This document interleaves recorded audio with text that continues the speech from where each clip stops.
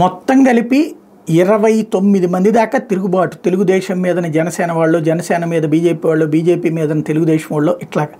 కానీ వాటిట్లలో maximum Chandrababu control చేసిన ఇంకా 16 చోట్ల రెబల్స్ ఉన్నారు. అందులో 9 మంది తెలుగుదేశం పార్టీకి సంబంధించిన వాళ్ళు అయితే బీజేపీలో తిరుగుబాటుదారులు 7, జనసేనలో తిరుగుబాటుదారులు కూడా ఉన్నారు. ఇందులో వచ్చేటప్పటికి రాఫ్తాడులో సాకే రాకేష్ కుమార్ రెబల్గా పోటీలో నిలబడితే, అదే సందర్భంలో నెల్లూరు జిల్లా కావల్లో టీడీపీ రెబల్గా పసుపులేటి సుధాకర్, అతని గాజు గ్లాస్ గుర్తు కూడా వచ్చింది. అలాగే చిత్తూరు జిల్లా సత్యవేడు స్థానానికి సంబంధించి ఆదిమూలానికి కాకుండా జేడీ రాజశేఖర్కి ఇచ్చేటప్పటికి అతను బరిలో దిగారు.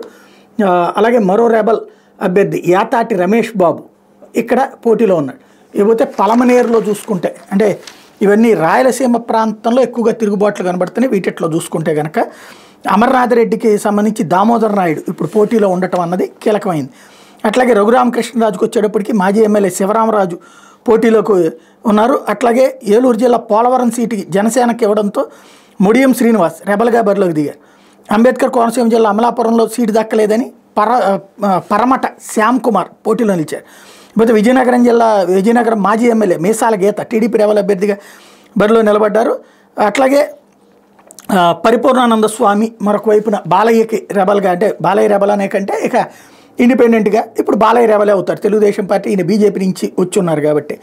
అదే సందర్భంలో ఎచ్చెర్ల, టెక్కలి, గన్నవరం, మాచెర్ల, పోలవరంలో కూడా బీజేపీ రెబల్స్ పోటీలో ఉన్నారు. పెడన, జగ్గంపేటలో జనసేన సీటు దక్కని నేతలు తిరుగుబాటుగా చేస్తున్నారు. మరోవైపు అనకాపల్లిలో బీజేపీ ఎంపీ అభ్యర్థిగా పోటీ చేస్తున్న CM Ramesh, Payakaraopeta assembly TDP అభ్యర్థిగా పోటీ చేస్తున్న మంగళపూడి అనిత తమ స్థానాల్లో ఇండిపెండెంట్ గాజు గుర్తు కేటాయించకుండా ప్రయత్నించినా కూడా అక్కడ గాజు గ్లాస్ గుర్తులు అయితే వచ్చినాయి.